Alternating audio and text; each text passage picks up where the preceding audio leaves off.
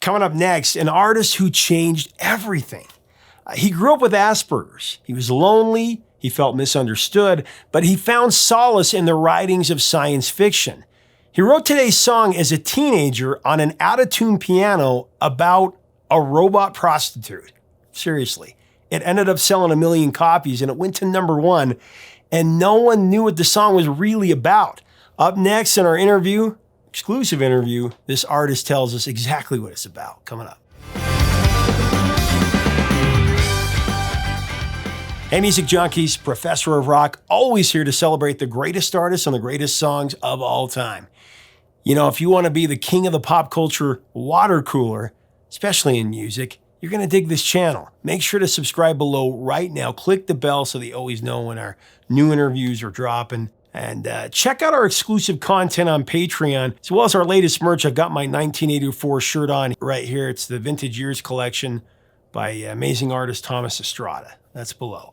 So I'm excited to bring you another episode from our series, Revelations. This is where featured artists go very deep on their greatest songs and albums. And I'm really ecstatic about this interview. Did this with a man who rearranged the sound of mainstream radio in the late 70s into the 80s with a song that he wrote about a robot prostitute. Gary Numan kicked down the musical doors of conventionalism. When he arrived on the scene in the late 70s, he was a master of technology that was part of the coming new wave explosion. Gary Numan actually stumbled upon synthesizers by accident. He was intending to record a punk album, and he noticed a Mini Moog synthesizer that had been left in the studio and started messing around with it. He would write most of his early songs about being alone and being, misunderstood by this strange world around him. He said that as a teen, he went to a child psychiatrist and he was put on medication, and he's lived with Asperger's, and he explains that he saw the world just a lot differently. He was obsessed with the writings of sci-fi masters Philip K. Dick and J.G. Ballard. He wrote about what he imagined London would be like in 30 years' time, and he felt that machines would take over, and how right he was. AI, androids, robots. So he wrote this robot song as part of his band Tubeway Army. He did it on an out-of-tune piano, and the song was eerie to say the least. It was about robots who he called friends. These friends would come to neighbors' homes to provide services, some good, some bad. The song, like I said, Robot Prostitute, and he'd call it Our Friends Electric. But the friends electric. It would blow up British radio and open the door for his global hit, Cars, what would follow. Here in my car, I feel safest of all. I can lock on my... Up next, Gary Numan tells us the story of this #1 hit and the period in which he led the troops in the second British invasion, taking over the charts with Cars in America. Gary is truly one of the most interesting people I've ever interviewed. I mean, there were certain points that I thought that he might be an android.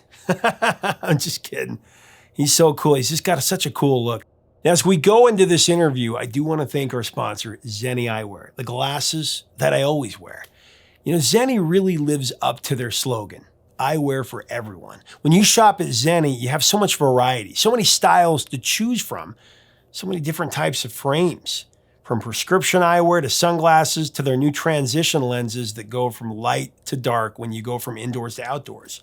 You'll get the best prices.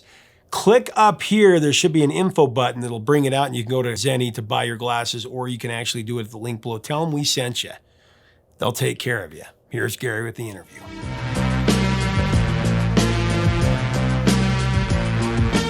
What you were talking about, technology is almost finally caught up with your songs. Yeah. The echo, the echo that you speak to now, it's got the screen.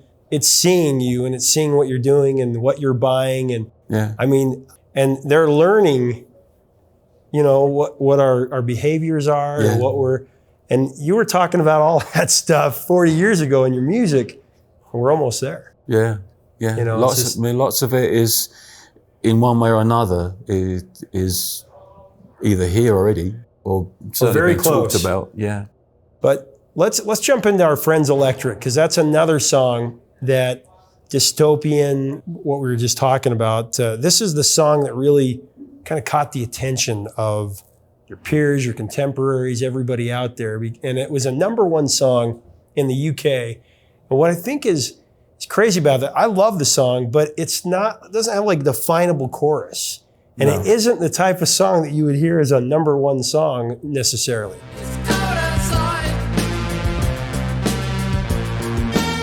I think you're right. I mean, if you was to make a list of all the things that you need to have for a hit single, it doesn't really tick any of them. Doesn't check any of the boxes. No, so it was unexpected.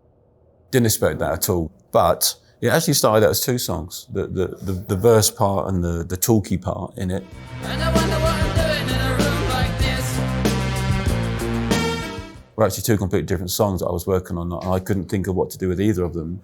And then one day, quite by chance, I was playing one, and I thought, got stuck again, and immediately started to play the other and realised that they worked together really well. So now I'm alone. Now I can think for myself. Yeah. And so just stuck them together. So much for songwriting. Yeah. Pathetic, that was. But, and also, I actually, before I recorded it, I was playing it back one day and I just hit a wrong note. I thought, well, that sounds better. So I keep that. So it's a mixture. A harsh note, and that the really the is discordant thing, made the song. Yeah, it did really.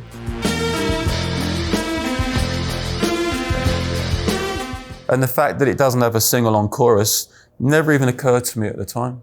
I just, it had what it had, and that's what I thought it needed, this, spoken word section within it. I could white light at night. I was like touch at times. It's only later when somebody says to me, that's really unusual, that. Oh, I suppose it is. I haven't thought about it. It just seemed a natural thing to do at the time. I don't think I got out of the mindset of it being two separate songs. I was still thinking of it as two separate songs right from beginning to end. But it is a mixture of songwriting inability and bad playing, really. so much for that.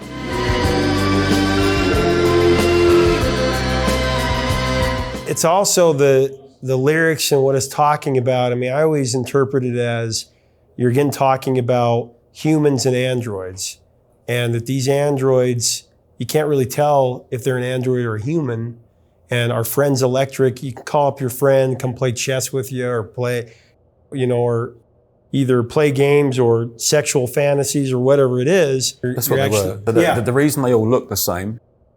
I remember when I was a kid, one of my friends, his dad used to get porn sent in the post, and it always came in a brown envelope. Your neighbours didn't know what it was. So it's kind of that idea, really. These things would come to your door because nobody went out anymore. In this world, nobody goes out anymore. Everyone's very insular. But you still sort of care what your neighbours think. So you don't want them to know what you got turning up at your door. So these machines that will come will do whatever you want, really. And I wonder what I'm doing in a room like this. It's just, it's that idea of privacy. You don't want people to know what's going on. So that was really the thinking behind the whole song. It just happens to be that one is a prostitute, but it doesn't have to be. It could be a chess player, or it could be anything you like, really. Someone to cook your dinner, whatever. There's a knock on the door. Chess, dinner, video games, whatever it is. It's the friend I left in the hallway.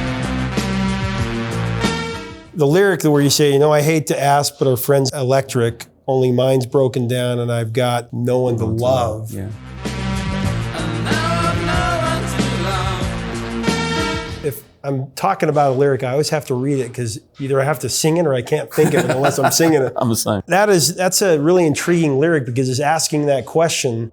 Friend's electric are you real? Are you an android? Where did that come from? The blurring of the two things. When machines become self-aware, what are they exactly? It stops being a machine. It stops being something that you can use in the same way that you would use a car with no regard whatsoever. It changes. And the thing about just having no one to love was really just trying to squeeze in a reference as the fact that the people in that time are alone. They don't have relationships. They don't go out. They don't interact with people anymore. They've all become insular in their own little boxes, and the only way they interact with the world at all is via these machines that come and give them the things that they think they need. And it hurts and I'm lonely. should never have tried. And we're almost there too. I mean, a lot of people aren't going out as much anymore because you can buy things online. And then with virtual reality and the things that are happening there. Yeah. You know, it's interesting because the other interesting thing is Blade Runner that came a few years later. I have a feeling that he was listening to some of your music when he was thinking about different things. I think your stuff would have worked really well in that. Replicants, manufactured humans you can't tell from the real thing. What's this? The monologue is that, you know, you're talking about rejection. So now I'm alone. Now I can think for myself. It's just such an atmospheric song, and so just again different than anything that you never hear on the radio, and it just didn't make sense that it would be a hit song.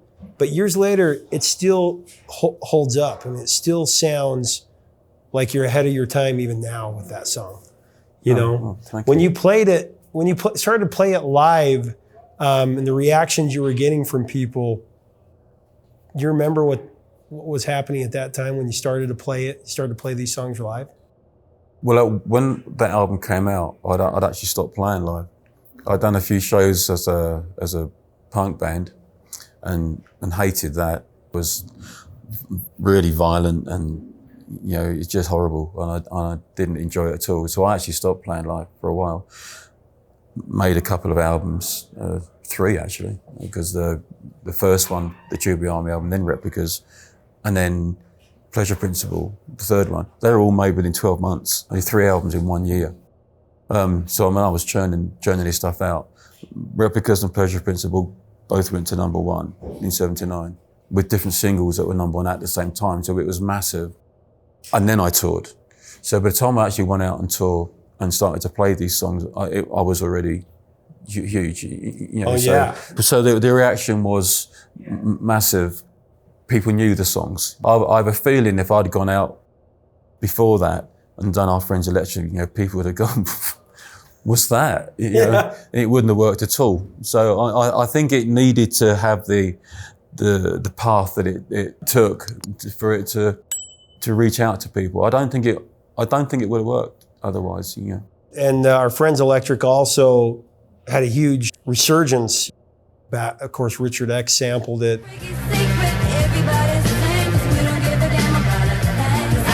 And it became a #1 hit for the Sugar Babes.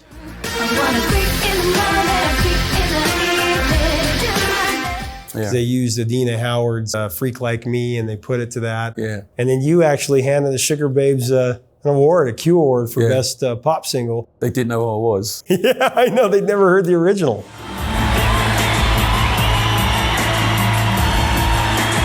What did you think when that had that resurgence? Well, I loved it, but that coincided with something else going on for me that was also brilliant. In around about '94, I did a really bad album in '92. In fact, my albums have become increasingly less interesting towards the end of the '80s, and I did this one in '92 called Machine and Soul, which is just rubbish, really. And that made me stop and think, and I changed direction, and musically we were much heavier, much more industrial. Much was like a return to the Down in the Park era.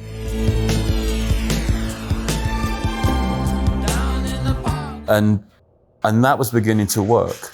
And I had a song called Rip that came out that was #1 on all the alternative charts.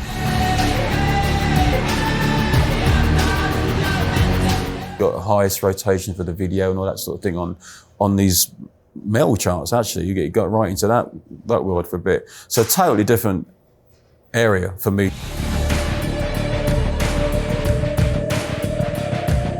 So I'm sitting there thinking, how brilliant is that? You know, this whole new thing is just taking me somewhere else, and I'm off again, because the career was in trouble before that. And I thought I was dead and buried in '92.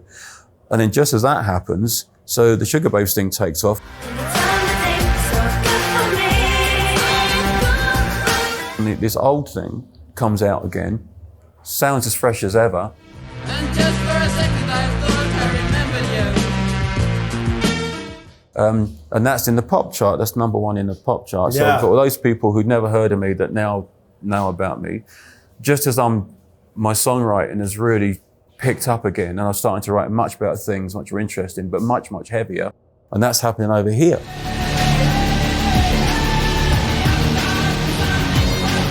So pretty much in the same month, it was the same month actually, I've got, I'm number one in two different areas, two completely different kinds of music. It's something for new.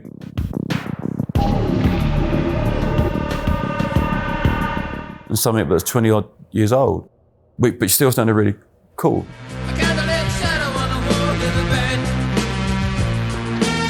So it was just a brilliant period for me and really reignited everything. And it all just started to move again after that. But before that, I had been in really bad trouble. Yeah. Partly my own fault, a lot of it my own fault. My songwriting was awful. And I got all, I don't know, you get, people talk about you selling out when you become successful. But you don't. That's not when you sell out, because you simply become successful doing something you love when you were nothing. That's just luck. You sell out, in my opinion, which is what I did to my shame, later, when the success starts to slide away and it's not working anymore, and then you start to write things because you think it might get on the radio. Yeah. Or you think it might do that. Now you're writing songs for all the wrong reasons. I wrote Our Friends Electric because I just loved it. So now I'm alone. Now I can think for myself. Didn't even think about it. I had no chance of being successful because it's a weird little song, too long, couldn't dance to it, no chorus. Yeah. That's not going to work. But you love it, you're down in a park. You love the music that you're making. But then you become successful and then it all goes wrong. And then your reasons are all messed up. So I went all through that. And so my songwriting really suffered. And so I blame myself entirely for that whole slide from favour. Whatever the circumstances were, I made them worse by not sticking to my guns and not keeping my integrity in terms of You start making concessions for success. But with 94, having put out the rubbish record, or the worst of the rubbish records, I realised all that and got it all back together again and went back to doing it for a hobby. And that's when it all started to pick up again. That's when I had this other bit of success. And for me, it was good. It was on an upward trajectory.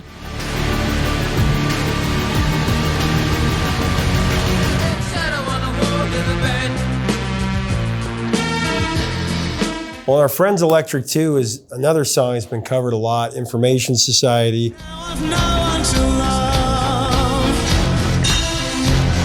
Weezer. Just for a second I thought I remember you. And of course, it's been used in film and TV, when it was used in Fringe.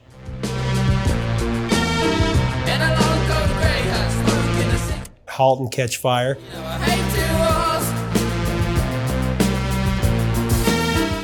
And it actually inspired the show The It Crowd.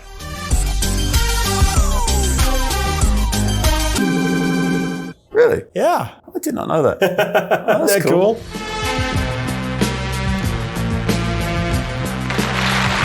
Jumping into 79, Pleasure Principle, no guitars. I mean, this album, you had no guitars, full electronic sound, and that striking cover. I mean, that's one of the great covers of all time. You see it, and the very first time I saw it as a kid, it was tattooed on my brain, and you remember that. And that's when I thought, like, I really did as a little kid. I mean, I was only 5 or 6 years old when I first heard Cars, and I saw that. I thought you were a robot. I did. I thought, like, is this guy an android? Now I know you're not.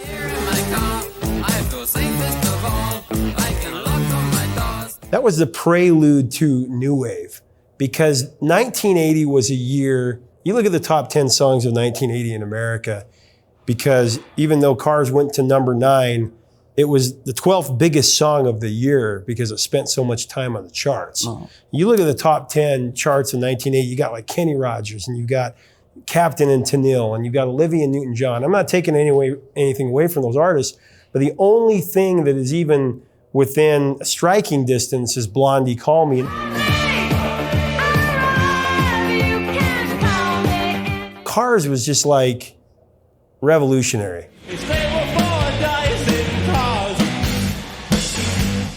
I mean, it's this song that's transcended generations. It's a classic song. We're talking about you kicked open doors that now people are walking through. You know what I mean? Yeah. Hey, leave us a comment about Gary Numan and his eerie masterpiece of new wave goodness. What are your memories of this song in the second British invasion? What are your memories of Cars, his other hit? I mean, Gary, he's just got such a distinct style. Let's have a great discussion below. If you like our content, we do invite you to subscribe. And until next time, 3 chords and the truth, my friend.